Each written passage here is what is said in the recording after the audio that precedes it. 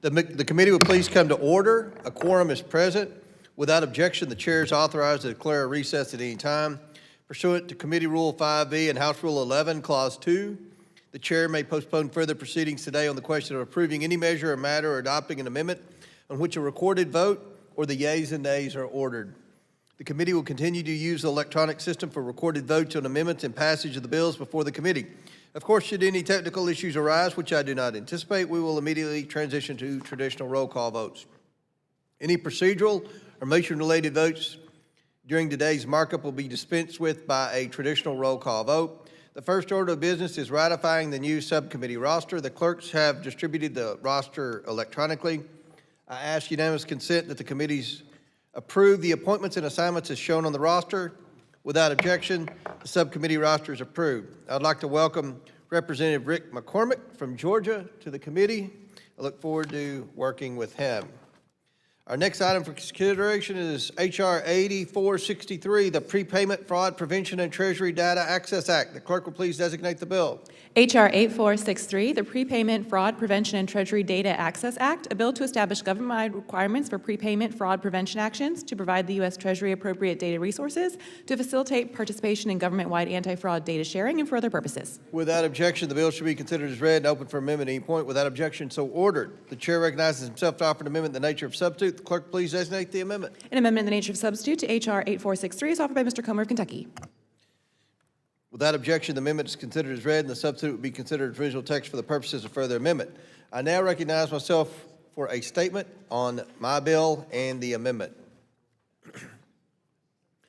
The federal government loses hundreds of billions of dollars to improper payments, including fraud, every year.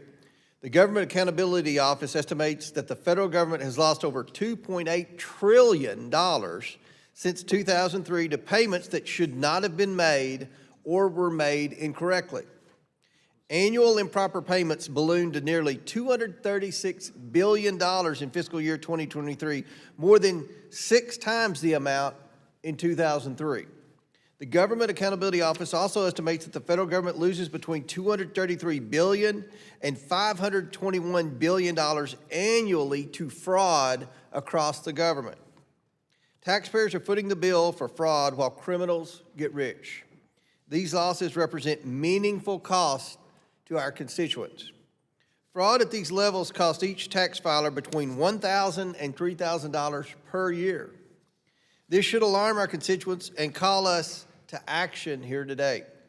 Each one of these fraudulently spent dollars was taken at the expense of a hard-working, tax-paying American. This severely undermines the public's trust in government. Today, the Oversight Committee has the opportunity to do something about this problem by advancing serious solutions. These bills we are considering today will bolster existing fraud prevention resources to help federal agencies and states better prevent and address fraud in the programs they administer. Combined, these solutions will end the current pay and chase model by requiring agencies to conduct anti-fraud checks before money goes out the door. The reforms will provide permanent Treasury and Inspector General anti-fraud functions across the government and will refocus agency improper payment reporting on actually reducing financial loss to the government. This legislation will ensure that states have the tools and information they need to prevent fraud when they are administering benefit programs on behalf of the federal government. I want to thank Ranking Member Garcia and his staff for engaging with me on this crucial topic. Our first bill today is H.R. 8463, the Prepayment Fraud Prevention and Treasury Data Access Act that I am revising in agreement with the ranking member. This bill enhances and expands government financial integrity controls by requiring anti-fraud risk evaluations to identify suspicious payments before agencies request a payment is issued by the U.S. Treasury. These reforms are centered around increasing the use and effectiveness of Treasury's existing do not pay system. It is currently only utilized by a mere 4% of eligible programs across the government.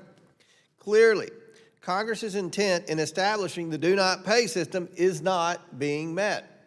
This bill will address the procedural hurdles agencies face in using the system. It brings agencies into compliance with the required anti-fraud do not pay system checks. The bill also enables Treasury to bring additional necessary data sets into the do not pay system. It does all of this with appropriate data protection safeguards to ensure that personal and sensitive information is strictly protected as we closely coordinate with privacy stakeholders in drafting this legislation. The reforms in this legislation are common sense and very long overdue. And I'm confident that ensuring more agencies use the do not pay system is one of the most effective policy reforms Congress can pursue to meaningfully curb fraudulent payments before such funds go out the door and are lost forever. I encourage my colleagues to support this critical legislation, and I recognize Mr. Walkinshaw for his statement.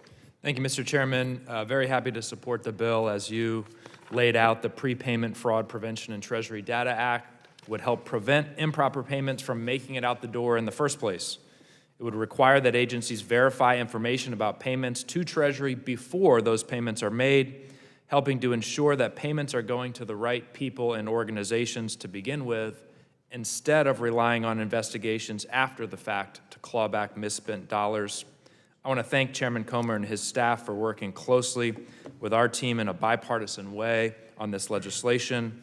I think that work helped to improve the privacy protections and the transparency provision in the ANS that we have before us today. I plan to support the bill. Thank you, Mr. Chairman, and I yield back. Gentleman yields back. I ask unanimous consent to enter into the record a letter of support from the Data Foundation for H.R. 8463. Without objection, so ordered. Do any other members wish to be heard on this legislation? Seeing none, the question is now on the amendment in the nature of a substitute. All those in favor signify by saying aye. Aye. All those opposed say no. In the opinion chair, the ayes have it. The amendment is agreed to. The question is now favorably reporting H.R. 8463 as amended. All those in favor signify by saying aye. Aye. All those opposed say no. For what purpose does the gentleman from Mr. Chairman, Texas? I'd like to ask for a recorded vote. A recorded vote is ordered by Mr. Sessions from Texas. As previously announced, further proceedings on the question will be postponed. Our next item for consideration is H.R. 8464, the Stopping Fraudulent Payments Act. The clerk will please designate the bill. H.R. 8464, the Stopping Fraudulent Payments Act, a bill to amend Title 31 United States Code to authorize pausing and segmenting payments and for other purposes. Without objection, the bill shall be considered as read and open for amendment at any point. Without objection, so ordered. The chair recognizes himself to offer an amendment in the nature of substitute. The clerk will please designate the amendment. An amendment in the nature of a substitute to H.R. 8464 is offered by Mr. Comer of Kentucky. Without objection, the amendment is considered as read, and the substitute will be considered as original text for the purposes of further amendment. I now recognize myself for 5 minutes for a statement on the bill and the amendment. Fraud in federal programs is rampant across the country, and it happens in every state. For example, the House Oversight and Government Reform Committee's investigation into Minnesota's social services programs uncovered a whopping $9 billion in potentially stolen taxpayer dollars by fraudsters. These criminals enrich themselves by stealing taxpayer dollars meant to feed children, support autistic kids, and house low-income seniors and Americans with disabilities. Americans are fed up with this abuse and expect action from the government entrusted with their money. Just yesterday, federal authorities raided more than 20 locations in Minneapolis as part of ongoing federal fraud investigations. It's reported that it includes the Quality Leering Center, a so-called child care center with no actual children. I applaud the Justice Department's efforts to hold these fraudsters accountable and recover taxpayer dollars. But taxpayers demand that we stop the theft of their tax dollars before it happens. Congress needs to pursue serious reforms that stop the pervasive pay-and-chase model of expending federal funds once and for all. The Stopping Fraudulent Payments Act adds critical safeguards to the processing of federal payments to ensure they are made in the right amounts and to the right people before an agency awards funds or requests a payment be dispersed. Our federal laws currently lack such direct requirement in the administration of federal financial assistance and benefit programs. Additionally, the Treasury Department is not fully empowered to stop payments requested by federal programs that show elevated risk for fraud. They can only process payments the agencies issue. Under current law, agencies can issue payments despite flags received from Treasury's do not pay system or other tools that might indicate fraud. This legislation requires U.S. Treasury to pause and return suspicious payments to agency programs based on fraud risk signals obtained from checking the Do Not Pay system. It also requires agencies to expedite and address payments flagged as having an elevated risk of fraud without impacting existing laws.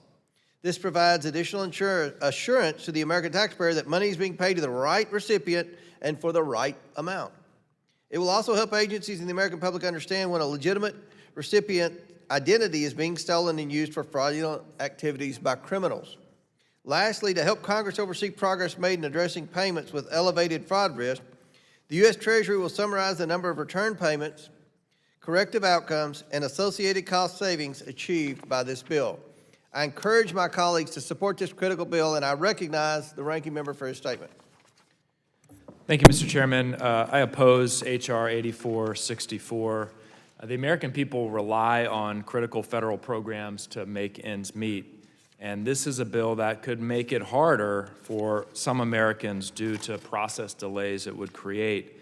It aims to stop improper payments, which we all agree is important. Unfortunately, it uses vague criteria, which could be used to stop many legitimate payments, creating more red tape, delays, dysfunction, and costs. The American people want the programs they pay for to work. They don't want unnecessary red tape, delayed legitimate payments, or more dysfunction. I oppose the bill and I yield back.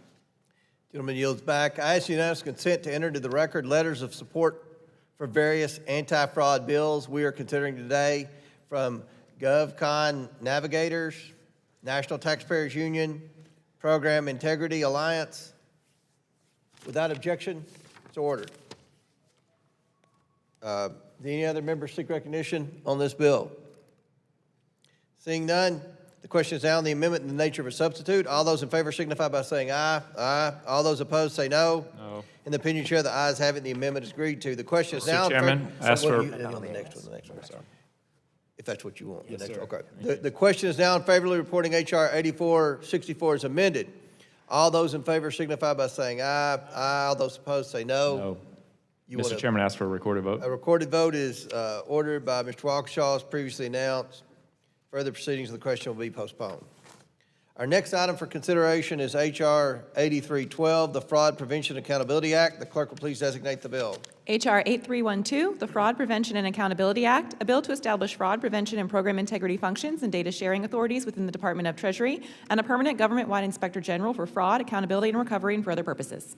Without objection, the bill should be considered as read and open for amendment at any point without objection. So ordered. The chair recognizes himself to offer an amendment in the nature of substitute. The clerk please designate the amendment. An amendment in the nature of a substitute to H.R. 8312 is offered by Mr. Comer of Kentucky. Without objection, the amendment is considered as read and the substitute will be considered as original text for the purposes of further amendment.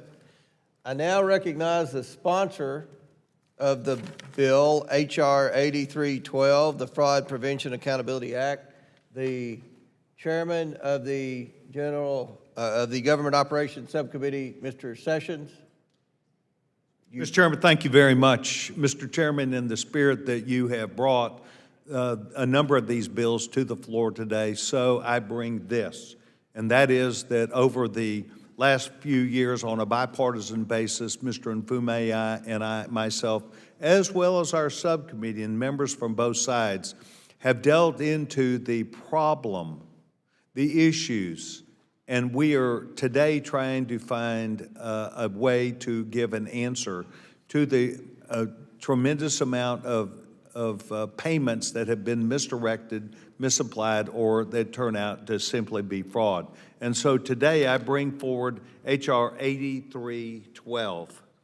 Mr. Chairman, we have worked on this together and see the problem together. We also are thinking that we see a better answer today. So for too long, fraud has been tolerated, I believe, across this government as a cost of doing business.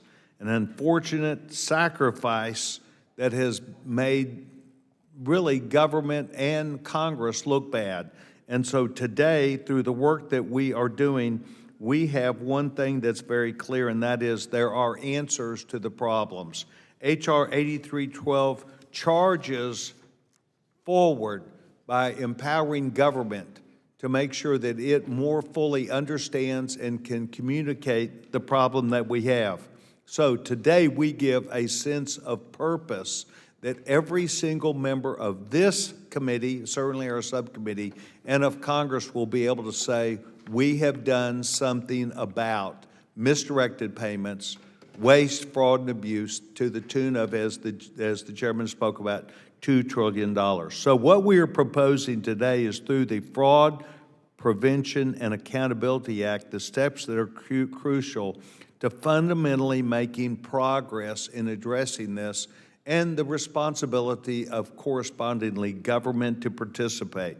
This bill ensures that the anti-fraud capacities developed during COVID through the Pandemic Response Accountability Committee do not simply fade away. We're trying to create today a permanent inspector general within the Treasury Department, in essence, aligning these capacities closer to Treasury that can reap the most benefit. I understand my Democratic colleagues have some questions about this.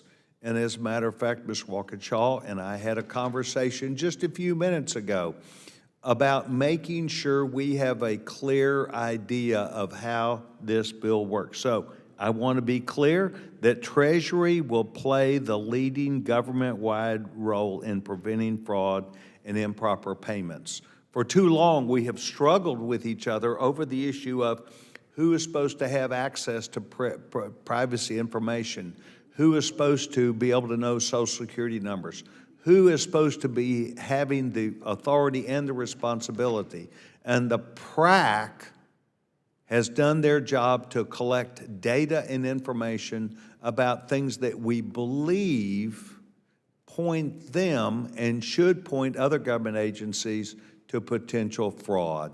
So this puts in place a permanent fixture. It aligns with the Inspector General of the Treasury Department, and it puts all of the agencies in better position where they can not only deal with each other, but look at each other in terms of law enforcement and an opportunity to go and do something about, instead of a misdirected payment, let's go catch the fraud. Mr. Chairman, I want to say that the work that's been done on a bipartisan basis over the last year and a half has been critical to this understanding of the problem, and I hope the answer today. So, Mr. Chairman, I would move forward and yield my time.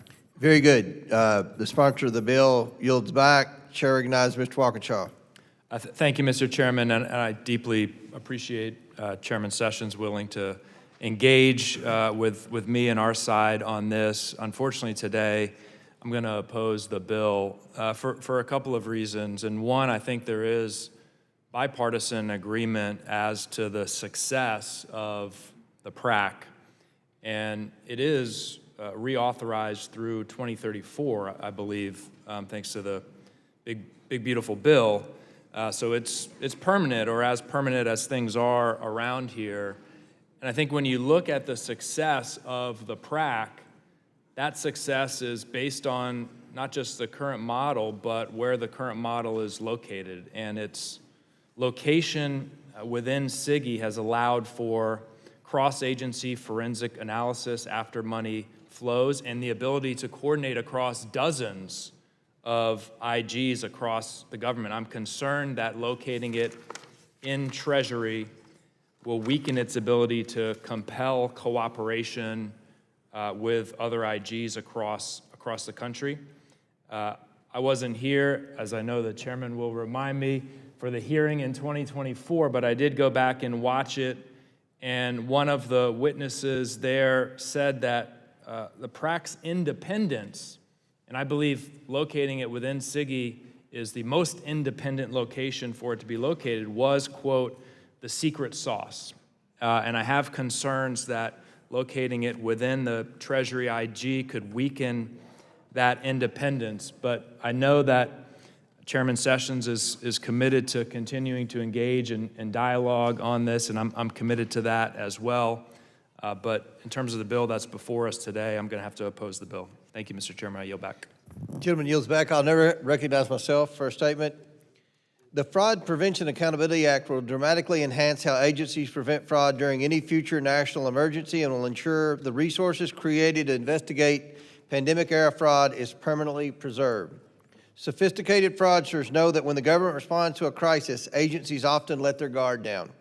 The COVID pandemic exposed how serious these failures can be, especially for new and expanded financial assistance and benefits programs. Hundreds of billions of dollars were lost because agencies did not build effective fraud protections into their program or did not implement them until the funds were already out the door and long gone. The government also lacked a centralized resource for data and advanced analysis that could have quickly helped shine a light on fraudulent activities. Instead, such a resource represented by the Pandemic Response Accountability Committee, or PRAC, was built on the fly as pandemic relief funds were already being expended by agencies. Delays in implementing fraud prevention processes and taking swift investigative action hurt American taxpayers. It's estimated that if PRAC were established prior to the pandemic, as this bill ensures for future emergency relief efforts, $79 billion in fraud could have been prevented. The Fraud Prevention Accountability Act ensures that there is a permanent government-wide anti-fraud analytics function to assist agency IGs with their fraud work by providing cross-agency fraud detection and data analysis tools. It establishes a permanent IG for fraud, accountability, and recovery with the valuable resources and functions built by the PRAC. This ensures proper coordination with the government-wide program integrity and improper payment tools maintained by the U.S. Treasury's Bureau of the Fiscal Service. This structure was independently validated by the minority witness at our most recent Government Operations Subcommittee hearing on fraud, where the former executive director of the PRAC talked about how the PRAC, quote, needs to be and is working towards being closer aligned with Do Not Pay and the Department of Treasury, end quote. This eliminates the need to start from scratch in the event of Congress passing a future emergency supplemental spending relief. I thank my colleague, Mr. Sessions, Chairman of the Government Operations Subcommittee, for introducing this important legislation, which is based on the insights of numerous hearings his subcommittee has held with Ranking Member Mfume to understand what Congress needs to do to combat fraud and improper payments. I encourage my colleagues to support this common sense bill, and I yield back. Does any other member seek recognition? See? Yes, sir. Yes. Okay. The gentleman from Massachusetts, Mr. Lynch, is recognized. Yeah, well, Okay. gentleman from Massachusetts, Yes, Mr. sir. Lynch. Yeah, thank you, thank you. Look, I have the deepest respect for the gentleman from Texas, Mr. Sessions, and he is an honorable and a good man, and my comments do not necessarily reflect upon the quality of this proposal. However, I do oppose it. But the overall theme of this hearing is going after fraud. And it pains me greatly that we know where there's a lot of fraud. We even know the address, 1600 Pennsylvania Avenue. And we ignore that is fraud central. It is fraud central. And the president's conduct, in terms of foisting this fraud that the elections were stolen, even though he went to court 60 times with Mr. Giuliani, and every single judge struck that down and said there was no evidence of that, yet he perpetrates that fraud continually and undermines the integrity of our elections and causes people to distrust our electoral process. The fraud that he is now perpetrating on mail-in voting. I mean, we all know, I know in your heart of hearts, you know that mail-in voting is proper, and that in a lot of states, including some very red states like Utah, you have huge percentage of the people who are voting by mail, and it has integrity, and it is solid, and yet the president is describing it as scam voting. That's another fraud that he's perpetrating on. I could go down a long list. His putting his name on the Kennedy Center for the Performing Arts. Now, I'm from Boston, and in my childhood, I studied greatly. I was in the 3rd grade, I think, when President Kennedy was assassinated, and I know his story. He was a war hero. He's the only president to ever receive the Purple Heart because of his heroism in the Solomon Islands during World War II. And yet this president put his name, and by the way, President Kennedy and Jacqueline Kennedy raised all the money for that Performing Arts Center. And it's the only building in Washington, D.C. that carries his name, that recognizes him officially. And this president perpetrated a fraud upon the American people by placing his name above President Kennedy's name. Now, there will be a time when this president and my friends on the other side of the aisle who will like to honor President Trump. And it is their right to do so. But you should not take the name of John F. Kennedy off of that or put it in a subsidiary position, because he was front and center in terms of creating that Performing Arts Center. There's a lot of fraud going on here in this country, and the root of it is at 1600 Pennsylvania Avenue, and we see it every single day. And it pains me greatly that we do not stand up and call that fraud out. Some of us do, but it's not stereo. It's just from one side of the aisle. And if we're going to take this mission seriously about rooting out fraud, we ought to focus on 1600 Pennsylvania Avenue and go after the, like I said, fraud central, and not kid ourselves. We know what this is about. You can look at the emolument clause violations that we've had, where foreign governments are pouring money into the Trump family, pouring money, billions, not hundreds of thousands, billions, and yet we ignore it. That's wrong. It's not good for the country, for our image in the world, and it is certainly not in harmony with the ideals of our Constitution and laws. Again, I respect the gentleman from Texas, and I respect his efforts, but I would just ask us to rethink about our true motives here and our responsibilities to the American people. I yield back. Gentleman yields back. Do any other members seek recognition?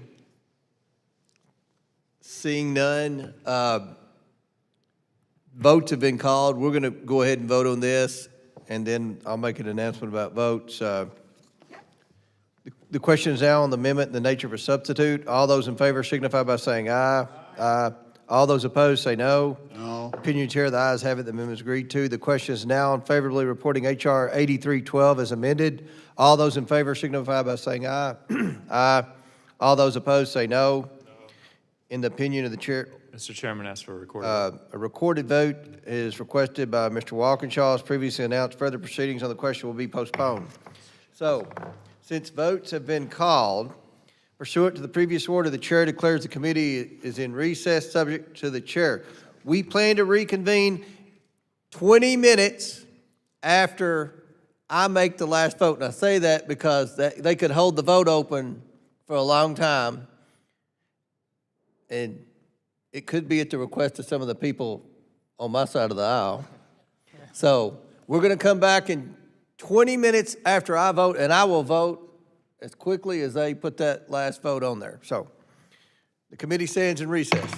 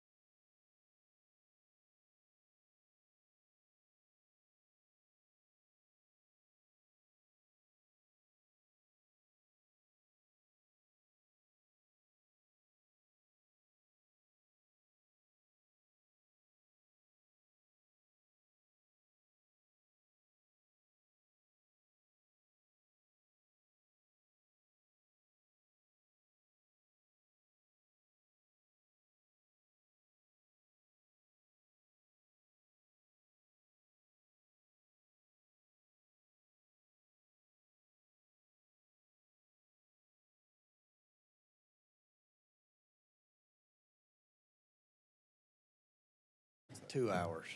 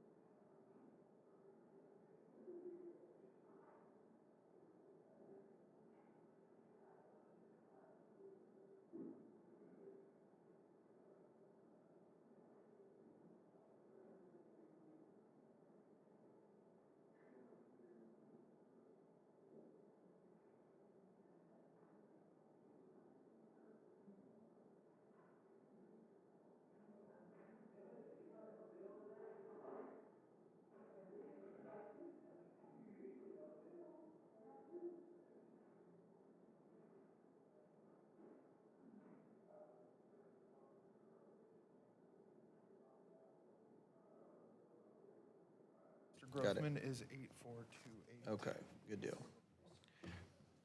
The committee will come back to order. Our next item for consideration is H.R. 8428, the Federal Fraud Prevention Workforce Training Act. The clerk will please designate the bill. H.R. 8428, the Federal Fraud Prevention Workforce Training Act, a bill to amend Title V, United States Code, to establish a mandatory anti-fraud and improper payment training program for federal program administrators, to provide for the availability of such training to state and local entities administering federally funded programs and for other purposes. Without objection, the bill should be considered as read and open for amendment at any point. Without objection, so ordered. The chair recognizes himself to offer an amendment in the nature of a substitute. The clerk please designate the amendment. An amendment in the nature of a substitute to H.R. 8428 is offered by Mr. Comer of Kentucky. Without objection, the amendment is considered as read, and the substitute will be considered as original text for the purposes of further amendment. I now recognize myself for 5 minutes for a statement on the bill. H.R. 8428, the Federal Fraud Prevention Workforce Training Act. I support this legislation. Billions of taxpayer dollars are lost every year to increasingly sophisticated fraud schemes.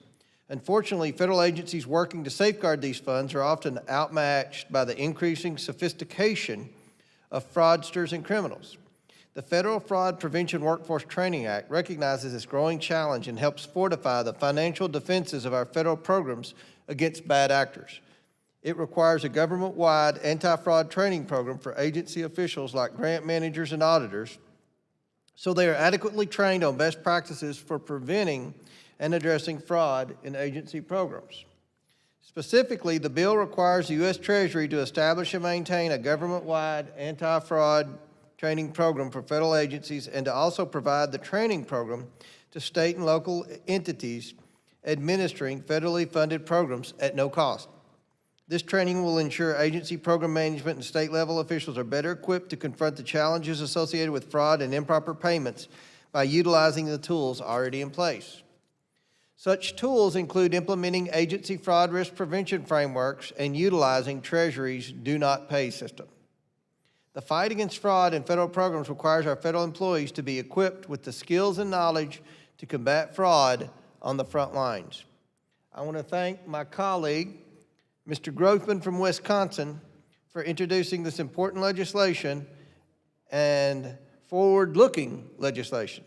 I encourage my colleagues to support this bipartisan common sense bill, and I now recognize the ranking member for his statement. Thank you, Mr. Chairman. I also support the Federal Fraud Prevention Workforce Training Act. This is a bill that establishes training programs to help federal workers. Of course, we're all supportive of identifying fraud and improper risk payments. It would help teach best practices for detecting, preventing, and addressing fraud and improper payments. Better training for federal employees means also better outcomes for the American public, and we support this bill, and I yield back. Ranking member yields back. Does any other member seek recognition? Oh, Mr. Krishnamurti from Illinois. Thank you, Mr. Chair. Thank you, Mr. Ranking Member. I'm pleased to strongly support H.R. 8428, the Federal Fraud Prevention Workforce Training Act that I introduced alongside our colleague, Representative Glenn Grothman. This bill would establish a government-wide program to train federal employees to identify and assess fraud risk and improper payments in federal programs. The training program will ensure that employees understand best practices to detect and prevent fraud. By properly equipping the federal workforce with the knowledge they need to uphold program integrity, we're not only safeguarding taxpayer funds, we are also reinforcing public trust and ensuring that eligible Americans receive the benefits they have earned without unnecessary barriers. Folks on both sides of the aisle agree that fraud within government programs must be addressed as soon as it is identified, and I'm grateful to lead the charge in accomplishing this purpose. Unfortunately, politically motivated accusations of fraud have often been used to justify sweeping program and grant cancellations that cut off critical safety net programs from entire states, including my own state of Illinois, as well as others who depend on them. Everyone here today understands that rooting out fraud in federal programs is essential, but we must ensure that Americans who need assistance can access it without confusion or disruption. Every dollar lost to fraud is a dollar taken away from the American people. With this bipartisan bill advancing through committee, we're giving federal, state, and local officials the knowledge to detect risks early, strengthen safeguards, and protect taxpayer funds, all while making sure eligible Americans can access the services they've earned. I'm proud to work across the aisle to deliver stronger accountability and smarter oversight, and I hope everyone will vote for this bill. Thank you, and I yield back. Thank you, Mr. Krishnamurti. I ask unanimous consent to enter into the record a letter of support from the America First Policy Institute to end pay and chase as my Stopping Fraudulent Payments Act, H.R. 8464, aims to do. Without objection, so ordered. I ask unanimous consent. Okay, that's all the same. Does any other member seek recognition on the bill? Mr. Palmer, do you have anything to mention about fraud before Mr. Grofman, the sponsor of the bill, gets here? Fraud is bad. You're usually not at a loss for words, so I will yield to you. I think the chairman, I just said fraud is bad. Yeah, all right. Now, we've worked on this for almost from the time I came into Congress. It's across the board, and I think encompasses a broader spectrum than just fraud, the improper payments. I've talked with the Comptroller General on many occasions about these issues and what we can do to resolve them. So I think this legislation puts us in a better position. It's not going to solve it all, but it puts us in a much better position to advance on this, to try to eliminate the fraud as we go along. When I've talked to people about this and I start talking about the amount of money that's involved and the fact that we do everything in 10-year budgets, when you take into account the interest that we're paying on money that's sent out fraudulently, it's just insane that we've continued to allow this to happen. And with that, Mr. Chairman, I'll be happy to yield back. Gentleman yields back. Chair now recognizes the sponsor of the bill, Mr. Grofman from Wisconsin. Thank you for calling on me. Yes, sir. One thing we can get out of here in addition to this bill is if anybody anywhere in this institution either thinks we need a new federal program or ought to expand an old federal program, they can remember this day and the huge amounts of money that are always fraudulently stolen out of practically every federal program. Now, Mr. Chairman, fraud continues to be a significant challenge across federal programs, and addressing it requires a better coordination and stronger oversight at every level. That is why I was pleased to introduce H.R. 8428, the Federal Fraud Prevention Workforce Training Act, alongside Representative Krishnamurti. At its core, this is a common sense I was just lecturing one of the staff. They use everything's a common sense thing around here. But I'm glad I've got one thing that's got common sense too. At its core, this is common sense bipartisan effort to strengthen oversight and protect taxpayer dollars. Time and again, this committee has heard one of the biggest vulnerabilities in federal programs is not just bad actors, but gaps in training and coordination among those responsible for administering these programs. To better prevent and address fraud, experts have consistently recommended investing some time in the workforce, ensuring that the personnel have the training tools and knowledge necessary to identify the risks before they become costly problems. This bill takes that recommendation seriously.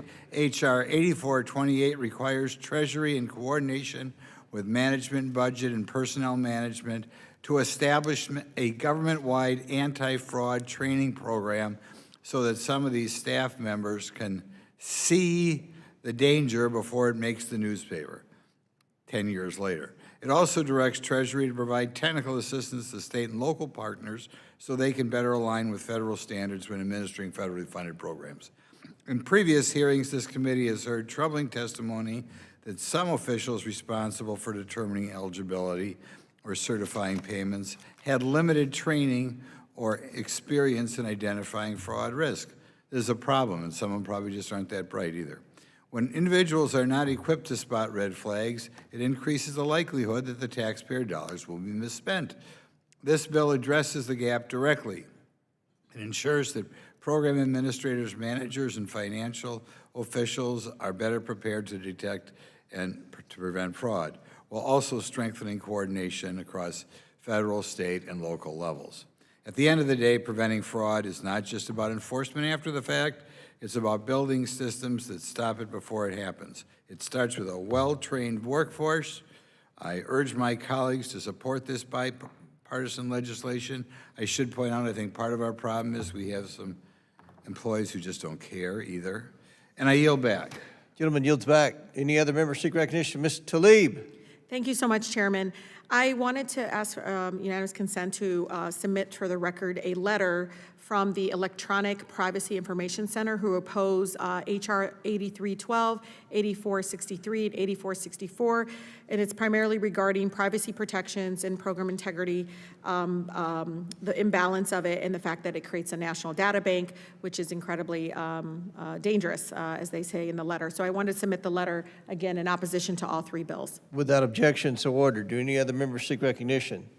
Seeing none. The question is now on the amendment in the nature of a substitute. All those in favor signify by saying aye. Aye. All opposed say no. In the opinion chair, the ayes have it. The amendment is agreed to. The question is now in favor of appointing H.R. 8312 as amended. All those in favor signify by saying aye. Aye. All those opposed say no. In the opinion of the chair, the ayes have it. Mr. Palmer, what purpose do you seek recognition? A recorded vote is ordered by Mr. Palmer from Alabama. As previously announced, further proceedings on the question will be postponed.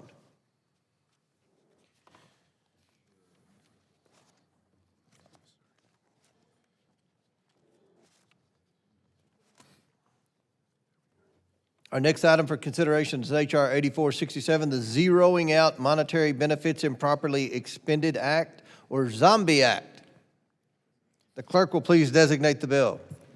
H.R. 8467, the Zeroing Out Monetary Benefits Improperly Expended Zombie Act, a bill to reform the Payment Integrity Information Act of 2019 to ensure executive agencies focus on fraud prevention and for other purposes. Without objection, the bill should be considered as read and open for amendment at any point. Without objection, so ordered. The chair recognizes himself to offer an amendment in the nature of substitute. The clerk please designate the amendment. An amendment in the nature of a substitute to H.R. 8467 is offered by Mr. Comer of Kentucky. Without objection, the amendment is considered as read, and the substitute will be considered as original text for the purpose of further amendment. I now recognize the sponsor of the bill, Representative Palmer from Alabama, for his statement. Thank you, Mr. Chairman. I rise in support of H.R. 8467, the Zeroing Out Monetary Benefits and Improperly Expended Act, or the Zombie Act. While Americans across the country struggle to pay their taxes and support their families, the federal government continues to squander their hard-earned money. When I first came to Congress, I made this a top priority. At that time, the improper payments were about $150 billion a year. And I want to remind everybody that we do everything in 10-year windows. That would be $1.5 trillion plus interest because we're sending out money that we're having to borrow because we're in deficit. And now the estimate is somewhere between $230 and $250 billion. Since 2003, the federal government has mismanaged nearly $3 trillion in taxpayer dollars intended to fund programs that serve the people. In talking with the Comptroller General about this and reading their reports, over half of this occurs at the federal level. Failure to verify eligibility for programs, antiquated data systems, which is a huge problem across the federal government. Just 6 years ago, the COVID-19 pandemic led to what is now known as the greatest misallocation and, in some cases, outright theft of taxpayer funds in history. These improper payments represent a violation of the public trust. Without systematic reform, we're going to continue to violate that trust to increasingly unsustainable levels. That's why I'm pleased to sponsor the Zombie Act, which represents an important step to laying this broken system permanently to rest. The Zombie Act reforms federal law to proactively prevent improper payments before the money goes out the door. It will replace the current costly practice of completing a yearly improper payment estimate with ongoing risk assessments on a rolling basis. Assessments will focus on a comprehensive review of risk that includes how agencies are implementing fraud prevention best practices. These best practices include the Government Accountability Office's Fraud Risk Framework, which was published in 2015, the year I came into office. In addition to these reforms, a whole-of-government approach is necessary to safeguard the faith and credit of American taxpayers. The bill addresses this by requiring increased coordination among the Inspector Generals, the U.S. Treasury, and other partners via annual meetings. These annual meetings will be open to heads of federal agencies or a designee of their choice to help identify and prevent improper payments that result in financial loss to the government. By implementing these reforms, agencies will be able to pivot their focus from compliance activities to mitigating improper payments. urge my colleagues to support the Zombie Act, and I yield back. Gentleman yields back. Any other members seek recognition? Oh, I recognize the ranking member, yeah. Thank you, Mr. Chairman. I support the Zeroing Out Monetary Benefits Expended Act. Improper payments reduce the trust of the American people in the federal government and waste, of course, valuable taxpayer dollars. The bill is simple, and we strongly support it. These are common sense measures to help prevent improper payments and promote accountability when improper payments are actually made. I support this bill, and I yield back. Gentleman yields back. I'll just say I strongly support the bill, and I appreciate the sponsor, Representative Palmer. You've been a champion on fiscal responsibility for a long time, and appreciate your work on this bill. Seeing no further requests. Mr. Chairman? Oh, yes. Recognize Mr. Sessions from Texas. Mr. Chairman, thank you very much. I want to applaud the gentleman from Alabama. I think that Gary has been a valuable part of watching, learning, listening, and acting. And what I think that what he's doing here is a piece part, an important piece part to what we need. And I want to publicly thank the gentleman, not just for his words and action, but he's also provided me a good bit of feedback about my behavior as it relates to trying to do something about this debt issue that we've got and the unintended payments and the fraud and all these things. So I strongly support this, and I'm pleased to see that he was able to secure that from the minority. And I think this is a great bipartisan bill, and I applaud the gentleman. Very good. Any other members seek recognition? Seeing none, the question is now on the amendment in the nature of a substitute. All those in favor signify by saying aye. Aye. All those opposed say no. In the opinion of the chair, the ayes have it. The amendment is agreed to. The question is now in favor of reporting H.R. 8467 as amended. All those in favor say aye. Aye. Aye. All those opposed say no. In the opinion of the chair, for what purpose does Mr. Sessions seek recognition? Mr. Chairman, I'd like to ask for a recorded vote. A recorded vote is ordered by Mr. Sessions from Texas. As previously announced, further proceedings on the question will be postponed. Our next item for consideration is H.R. 8466, the Taxpayer Resources Used in Emergencies, or TRUE Accountability Act. The clerk will please designate the bill. H.R. 8466, the Taxpayer Resources Used in Emergencies, True Accountability Act, a bill to require certain agencies to develop plans for internal control in the event of an emergency or crisis and for other purposes. Without objection, the bill should be considered as read and open for amendment at any point. Without objection, so ordered. The chair recognizes himself to offer an amendment in the nature of a substitute. The clerk please designate the amendment. An amendment in the nature of a substitute to H.R. 8466 is offered by Mr. Comer of Kentucky. Without objection, the amendment is considered as read, and the substitute will be considered as original text for the purposes of the further amendment. I now recognize myself for 5 minutes for a statement on the bill and the amendment. From the beginning of the COVID-19 pandemic, there were concerns that the trillions of dollars in relief payments were vulnerable to fraud. Agencies rushed to get money out the door, in some cases loosening guardrails to make access easier and more efficient. The Taxpayer Resources Used in Emergencies Accountability Act, or the TRUE Accountability Act, takes action to ensure agencies are prepared to protect taxpayer dollars from fraud schemes during future national emergencies. Payment integrity stakeholders have recommended that programs assess their susceptibility to fraud, the Office of Management Budget prepare guidance for emergency funding, and that agencies develop plans to mitigate fraud in these future emergency situations. The True Accountability Act accomplishes this for future emergency legislation by requiring the OMB to issue guidance and for agencies to develop plans for internal controls for use in future emergencies. When an emergency occurs and money needs to get out the door quickly, it's imperative that federal agencies and programs have strong financial controls in place from the start rather than developing them after the fact.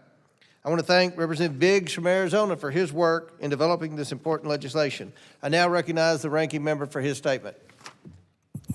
Thank you, Mr. Chairman. Now, when emergencies such as natural disasters or pandemics strike, the government has an obvious responsibility to act quickly to help the American public recover. We've always learned how critical it is to have good emergency plans, particularly during COVID. The True Accountability Act would help develop control plans to prevent fraud and improper payments during national emergencies before they occur. We support this bill, and I yield this back. Gentleman yields back. I know we have an amendment, but before we get to the amendment, is any other member seek recognition to speak on the underlying bill? Seeing none, for what purpose does Mr. Walker-Child seek recognition? Thank you, Mr. Chairman. I have an amendment at the desk. Will the clerk please report? An amendment to the amendment in the nature of a substitute to H.R. 8466 is offered by Mr. Walkinshaw of Virginia. Mr. Walkinshaw. Thank you, Mr. Chairman. I want to thank Mr. Biggs and Mr. Subramaniam for putting together a really solid bipartisan piece of legislation. As you and the ranking member noted, the bill requires agencies to develop internal control plans aimed at preventing improper payments in the wake of emergencies. It's exactly the kind of policy we need to make sure that we prevent fraud and improper payments. My amendment, which is co-sponsored by Mr. Subramaniam, strengthens the underlying bill by requiring agencies to conduct after-action reviews within 180 days of obligating emergency funds, and requires OMB to incorporate the findings of those reviews into reports to Congress. The reviews will assess whether internal controls actually prevented improper payments and fraud, identify any gaps or failures in implementation, and produce recommendations to prevent improper payments during future emergencies. The amendment also requires IGs to be consulted in these reviews, adding an independent check on the process. The amendment ensures that the bill as a whole creates a cycle of continuous improvement, requiring agencies to plan ahead to prevent fraud, evaluate what worked and what failed after emergencies occur, and then incorporate those lessons into future planning efforts in a way that better prepares both agencies and Congress for the next emergency. I yield back. Gentleman yields back. I'll recognize myself. I support this amendment, which requires agencies to do an after-action review of their internal controls and expending emergency funds.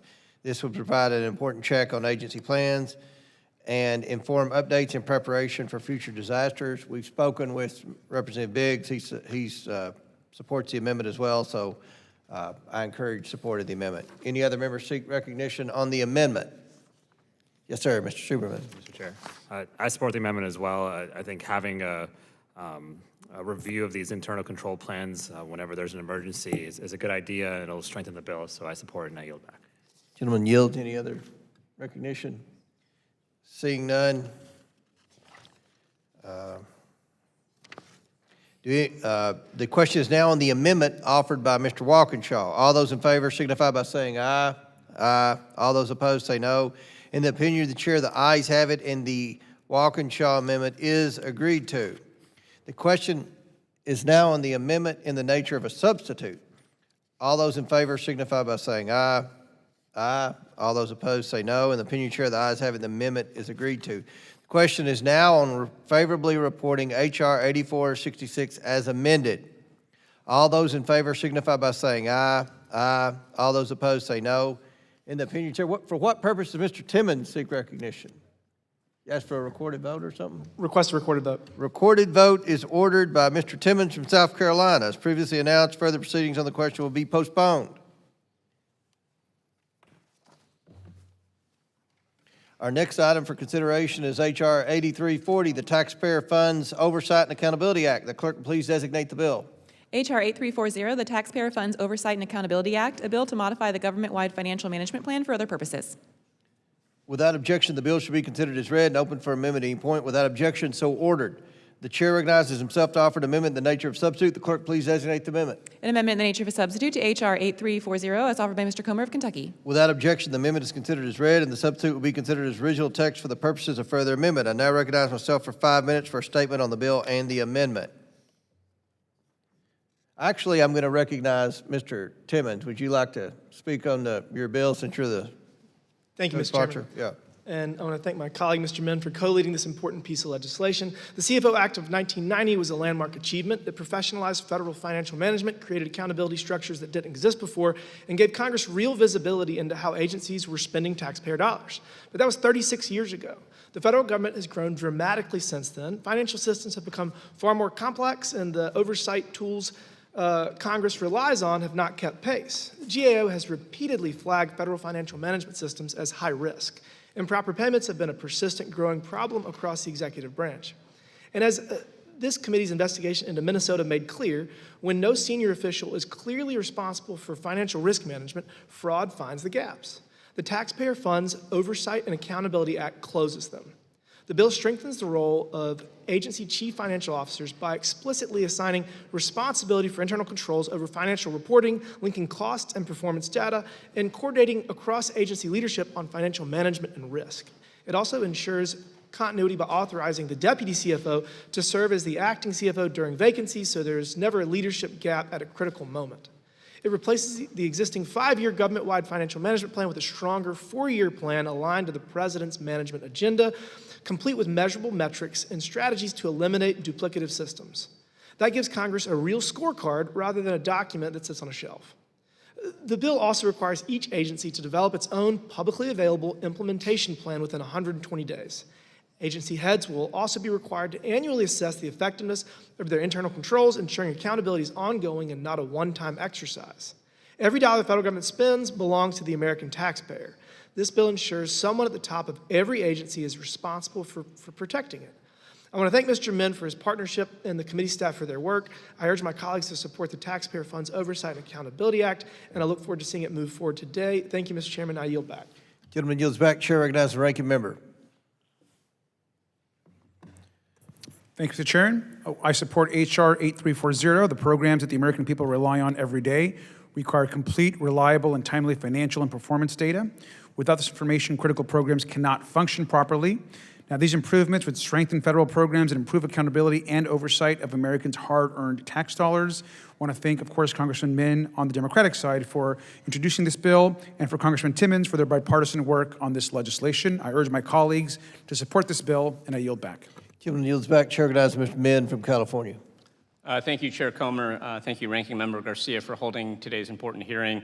I want to thank Representative Timmons for agreeing to co-lead this very important bill to promote efficiency and optimization in our federal agencies. And of course, we all want to reduce waste, fraud, and abuse in our federal government. This has to be a top priority, particularly for those of us who sit on the Oversight Committee. And I think this is an important step in the right direction. And I do want to note that this effort was originally led by former Ranking Member Connolly before he passed, and I am honestly honored and quite proud to be able to carry the torch and continue this work, his work, in improving our government's efficiency. This bill is designed to modernize how federal agencies track spending, strengthen financial oversight, and improve accountability in how our taxpayer dollars are managed across the federal government. It does so by updating the decades-old Chief Financial Officers, or CFO Act of 1990, incorporating long-standing recommendations from GAO to ensure that agencies have reliable finances to make better management decisions, improve efficiency, and prevent waste. And of course, one of the challenges we face in trying to oversee the federal government is finding the right balance between that localized control that is so important in optimizing efficiency, but also trying to maintain some semblance of accountability across our very diverse federal agencies. And I think this bill does that, including by requiring federal agencies to annually assess financial reporting and internal controls, linking agency performance and cost data to enhance financial evaluations, and prioritizing the elimination of duplicative systems and unnecessary spending. Again, I want to thank my colleague, Rep. Timmons, for leading this with me, and urge both sides to hopefully support this bipartisan bill that is meant to improve waste, fraud, and abuse. With that, I yield back. Gentleman yields back. Any other members seek recognition on the bill? Seeing none. Question is now on the amendment in the nature of a substitute. All those in favor signify by saying aye. Aye. All those opposed say no. In the opinion of the chair, the ayes have it. The amendment is agreed to. Question is now in favor of reporting H.R. 8340 as amended. All those in favor signify by saying aye. Aye. All those opposed say no. In the opinion of the chair, the ayes have it, and the bill. Mr. Sessions, for what purpose you seek recognition? Mr. Chairman, I'd like to ask for a recorded vote. Recorded vote is ordered by Mr. Sessions from Texas. As previously announced, further proceedings on the question will be postponed. Our next item for consideration is H.R. 1755, the Timely and Accurate Benefits Act. The clerk will please designate the bill. H.R. 1755, the Timely and Accurate Benefits Act, a bill to require an income verification platform for certain federal benefit funds and for other purposes. Without objection, the bill should be considered as read and open for amendment at any point. Without objection, so ordered. The chair recognizes himself to offer an amendment in the nature of substitute. The clerk, please designate the amendment. An amendment in the nature of a substitute to H.R. 1755 is offered by Mr. Comer of Kentucky.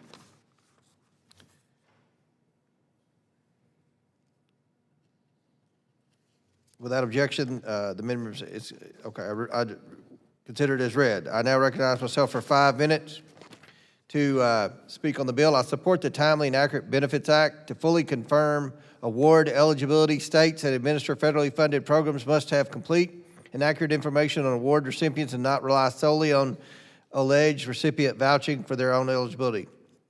As the committee has heard through many subcommittee hearings, Treasury's do not pay system is a critical tool that can prevent improper payments and fraud before the money goes out the door. Despite the fact that state and local governments administer more than $1 trillion of federal funds annually, states do not have access to this essential tool. Since states are more familiar with programs they administer, it's important that they know what additional information may be needed and have the ability to access such information to ensure that proper eligibility checks are conducted.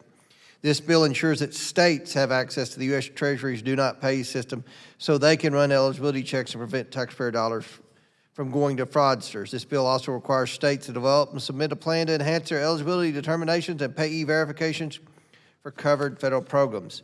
These plans would include an assessment of tools and data assets the state needs in order to check for eligibility and afford an opportunity to make requests to the federal government for additional system or data access necessary to ensure program integrity.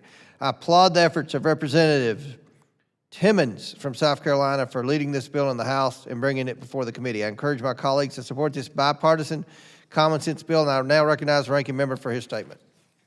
Thank you, Mr. Chairman. I support H.R. 1755 as well. The bill would allow states and local governments to access the Treasury's DNP list. This is a common sense change that would help states and localities to identify and combat fraud. So I support the bill, and I yield back. I recognize now the sponsor of the bill, Mr. Timmons from South Carolina.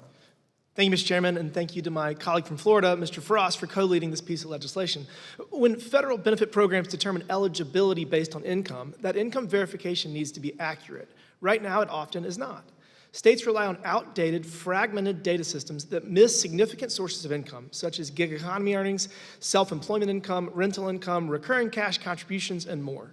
The result is that benefits go to people who don't qualify for them at the expense of the taxpayers funding those programs and the people who actually need them. In fiscal year 2025, improper payments in Medicaid alone totaled $37.4 billion, an increase of $6.3 billion from the prior year, due in part to errors in program eligibility determinations. These failures were not inevitable. They were the predictable result of states accepting recipient self-attestation for key eligibility criteria instead of verifying that information independently. This committee's investigation into Minnesota's social services programs showed exactly what that looks like in practice and the cost it imposes on taxpayers and legitimate beneficiaries alike. The Timely and Accurate Benefits Act addresses this directly. It authorizes Treasury to make the do not pay system available to states administering federally funded programs for fraud prevention, eligibility determinations, and payee verifications. As this committee has heard through multiple subcommittee hearings, the do not pay system is a critical tool that can prevent improper payments and fraud. This bill ensures states administering federally funded programs have access to it and are required to use it. The bill also requires states to develop and submit plans documenting their capabilities for conducting eligibility checks, including verifying identity, living status, banking information, and financial eligibility. If a state identifies gaps in its data systems or capabilities, it must identify those gaps and commit to addressing them. Importantly, the TABS Act definition of income in this bill is comprehensive by design. Wages, tips, contract work, Social Security, rental income, royalties, and trust distributions are all included, so if money is available to a household to meet their needs, it should be considered when determining eligibility for federally funded benefits. Existing systems were never built to capture all of that, and this bill ensures they do. The American people expect that federal dollars go to the people who need them, and the Timely and Accurate Benefits Act helps make that happen. I urge my colleagues to support it, and I look forward to seeing it advance. Thank you, Mr. Chairman. I yield back. Gentleman yields back. Chair recognizes the co-sponsor of the bill, Mr. Frost from Florida. Thank you so much, Mr. Chairman, and I'm grateful to Representative Timmons for his leadership on this important act, and I'm proud to co-lead this bill. Our bill would require Treasury to make their do not pay system available to the states. Do not pay has been helping agencies address fraud and improper payment for over a decade. In fiscal year 2025, Treasury and do not pay helped agencies prevent, detect, and recover $11.7 billion in potential fraud and improper payments. Earlier this year, the Subcommittee on Government Operations held a hearing about federal programs. The hearing was specifically focused on detecting and preventing improper payments. At that hearing, I was able to ask directly about the Treasury's do not pay system. I was also able to ask about what other agencies might learn from their model, which has been proven to be effective. As I said at that hearing, and I'll say now, we must support innovation to tackle fraud as long as it's executed safely. That includes recognizing and expanding the successful tools that we already have.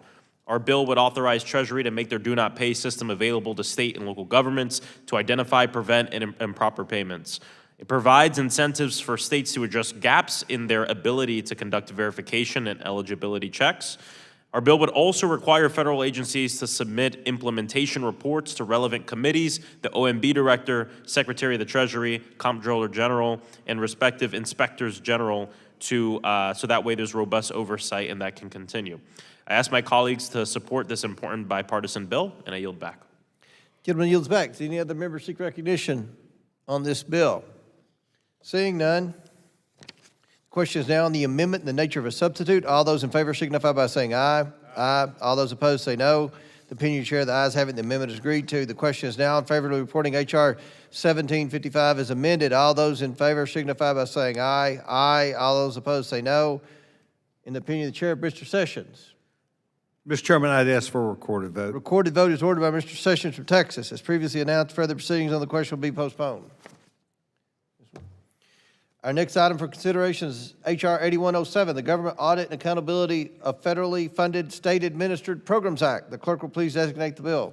H.R. 8107, the Government Audit and Accountability of Federally Funded State Administered Programs Act, a bill to require the establishment of a list identifying program areas and administrative practices presenting the greatest risk to the integrity of the federal funds administered by states and local governments. Without objection, the bill should be considered as read and open for amendment at any point. Without objection, so ordered. The chair recognizes himself to offer an amendment in the nature of substitute. The clerk please designate the amendment. An amendment in the nature of a substitute, H.R. 8107, is offered by Mr. Comer of Kentucky. Without objection, the amendment is considered as read and the substitute will be considered as original text for the purposes of further amendment. I recognize myself for 5 minutes for a statement on the bill and the amendment. I support H.R. 8107, the Government Audit and Accountability of Federally Funded State Administered Programs Act. Assessments of the integrity of federal funds are generally agency and program specific. Bringing together those assessments will help Congress and officials at all levels of government identify common risks and best responses. H.R. 8107 will make sure Congress and others fully informed about fraud risks in federally funded programs run by state and local governments. It requires the GAO assess program areas and administrative practices that present the greatest risk to the integrity of federal funds administered by state and local governments.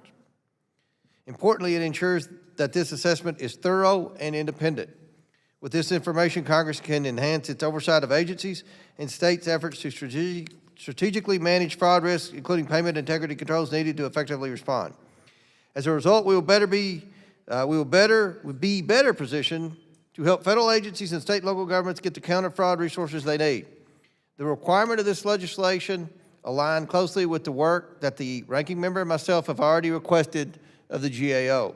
I applaud the efforts of Representatives O'Connor and Tim Burchett for bringing this bill for consideration before the committee. I encourage my colleagues to support this legislation, and I recognize the ranking member.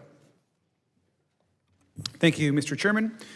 I support this bill, of course, which requires the Government Accountability Office to perform an assessment on how states are currently working to identify and prevent fraud and improper payments.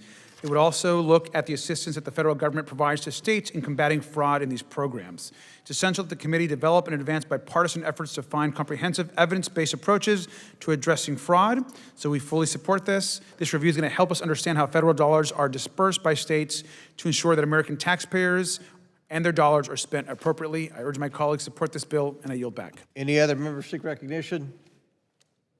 Seeing none, the question is now on the amendment in the nature of a substitute. All those in favor signify by saying aye. Aye. All those opposed say no. In the opinion of the chair, the ayes have it, the amendment is agreed to. Question is now in favor of reporting H.R. 8107 as amended. All those in favor signify by saying aye. Aye. All those opposed say no. In the opinion of the chair, the ayes have it. Mr. Sessions. Mr. Chairman, I'd ask for a recorded vote. A recorded vote is ordered by Mr. Sessions from Texas. As previously announced, further proceedings on the question will be postponed.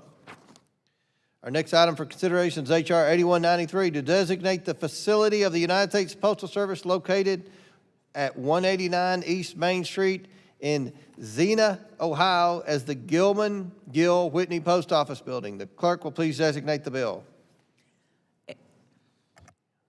H.R. 8193, a bill to designate the facility of the United States Postal Service located at 189 East Main Street in Xenia, Ohio, as the Gilman Gill Whitney Post Office Building. Without objection, the bill should be considered as read and open for amendment at any point. Without objection to order, the chair recognizes himself to offer an amendment in the nature of substitute. Clerk, please designate the amendment. An amendment in the nature of a substitute to H.R. 8193 is offered by Mr. Cover of Kentucky. Without objection, the amendment is considered as read and the substitute will be considered as original text for the purposes of further amendment. Do any members wish to speak on the bill? Seeing none, the question is now on the amendment in the nature of a substitute. All those in favor signify by saying aye. Aye. All those opposed say no. In the opinion of the chair, the ayes have it and the amendment is agreed to. The question is now in favor of reporting H.R. 8193 as amended. All those in favor signify by saying aye. Aye. All those opposed say no. In the opinion of the chair, the ayes have it and the bill is ordered favorably reported as amended. Next bill.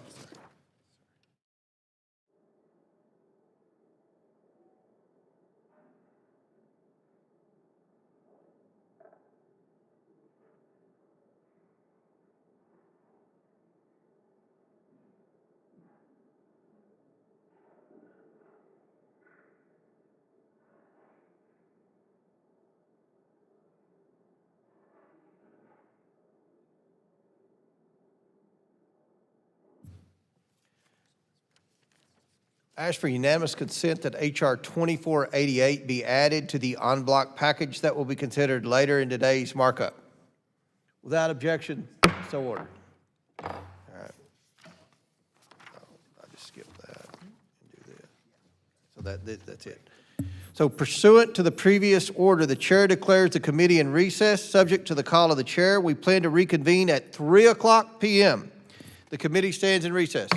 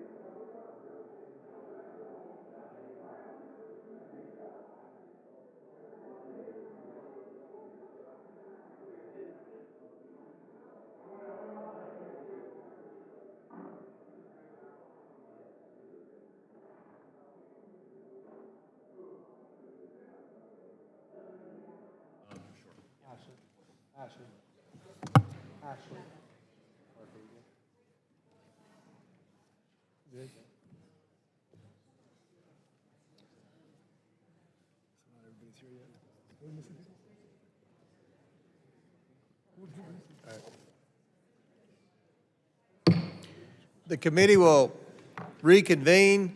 Before we begin with the votes, I said this earlier, the room wasn't nearly as full, but we want to welcome our newest member, Representative McCormick from Georgia. Welcome to the House Oversight Committee.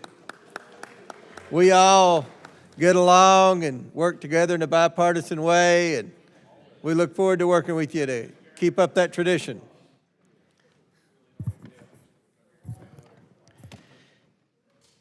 We'll hold this first vote open a little longer because I know there's some members rolling in here. But the question is on favorably reporting H.R. 8463. Members will record their votes using the electronic voting system. The clerk will now open the vote on favorably reporting H.R. 8463.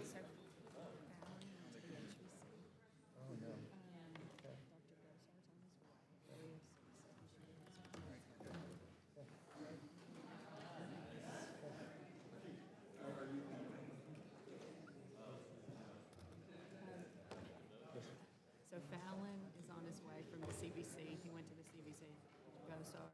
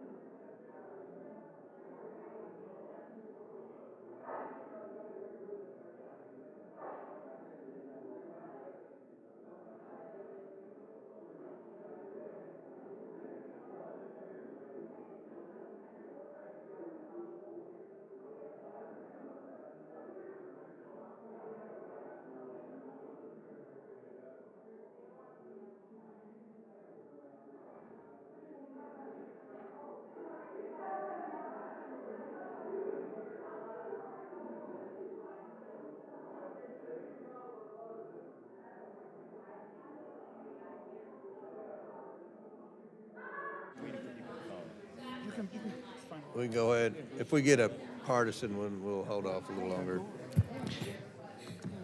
Have all members been recorded who wish to be recorded? Don't know where he's going.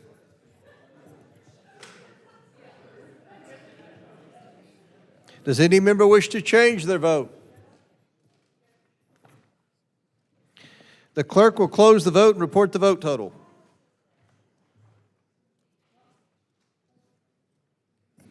Mr. Chairman, on this vote, the ayes are 35, the nays are 1. The ayes have it, and the bill is ordered favorably reported. Without objection, the motion to reconsider is laid upon the table. The question is now on favorably reporting H.R. 8464. Members will record their votes using the electronic voting system. The clerk will now open the vote on favorably reporting H.R. 8464.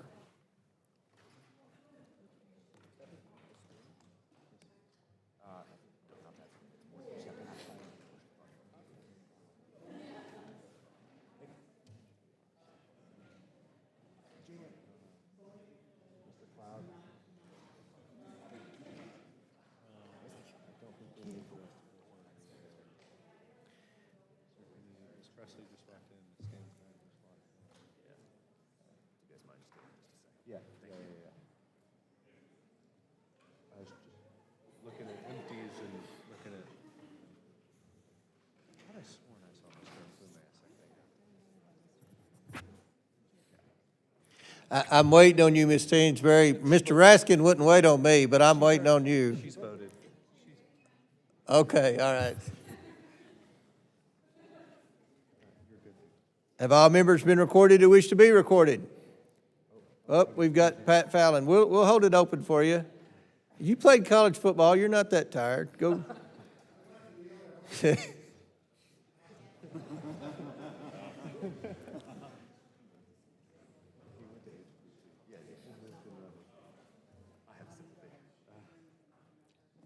Right there, right there. You- Vote real quick and we'll go to the next one.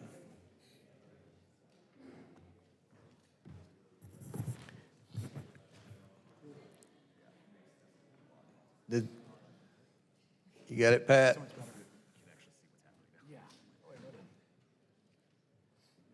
Does any member wish to change their vote?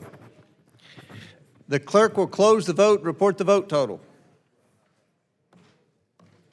Mr. Chairman, on this vote, the ayes are 23, the nays are 17. The ayes have it, and the bill is ordered favorably reported. Without objection, the motion to reconsider is laid on the table. The question is now on favorably reporting H.R. 8312. Members will record their votes using the electronic voting system. The clerk will now open the vote on favorably reporting H.R. 8312, the Fraud Prevention and Accountability Act.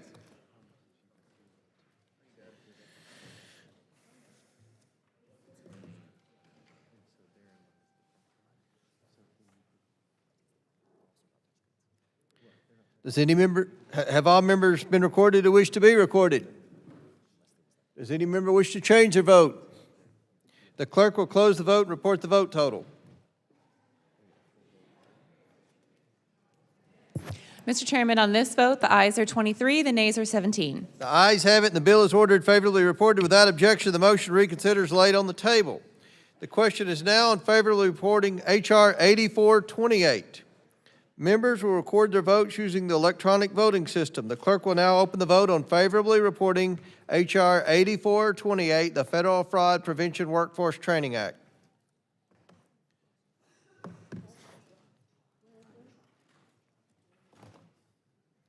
Have all members been recorded who wish to be recorded? 1 second. 1 second. All right. Does any member wish to change their vote? The clerk will close the vote and report the vote total. Mr. Chairman, on this vote, the ayes are 40, the nays are 0. The ayes have it, and the bill is ordered favorably reported. Without objection, the motion to reconsider is laid upon the table. The question is now on favorably reporting H.R. 8467. Members will record their votes using the electronic voting system. The clerk will now open the vote on favorably reporting H.R. 8467, the Zeroing Out Monetary Benefits Improperly Expended Act.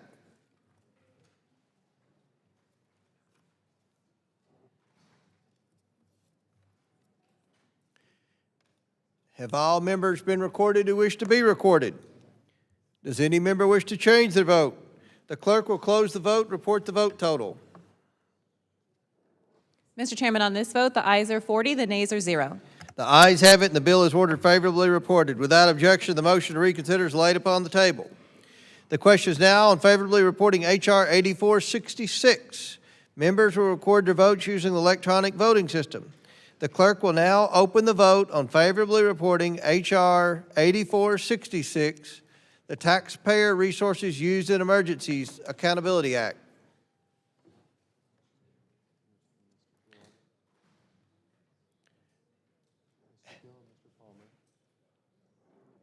Have all members been recorded who wish to be recorded?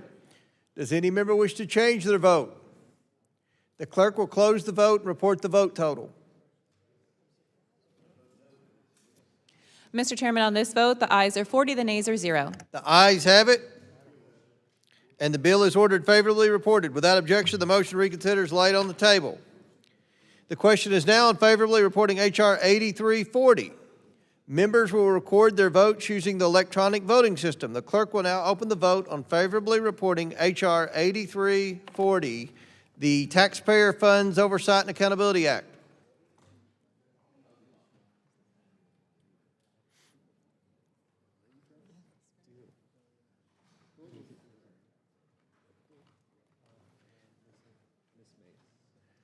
Have all members been recorded who wish to be recorded? Does any member wish to change their vote? Seeing none, the clerk will close the vote, report the vote total. Mr. Chairman, on this vote, the ayes are 40, the nays are 0. The ayes have it, and the bill is ordered favorably reporting. Without objection, the motion to reconsider is laid on the table. The question is now on favorably reporting H.R. 1755. Members will record their votes using the electronic voting system. The clerk will now open the vote on favorably reporting H.R. 1755, the Timely and Accurate Benefits Act.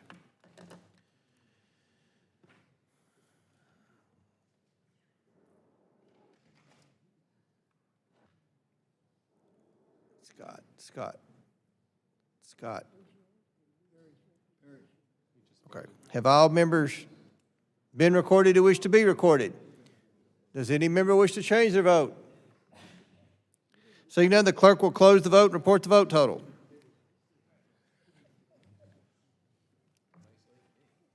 Mr. Chairman, on this vote, the ayes are 40, the nays are 0. The ayes have it, and the bill is ordered favorably reported. Without objection, the motion to reconsider is laid on the table. The question is now on favorably reporting H.R. 8107.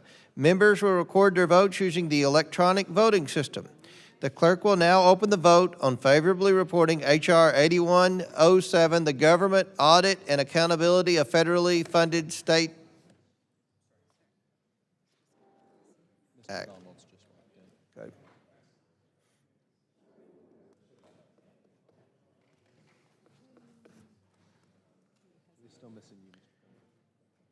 And Mr. Gill.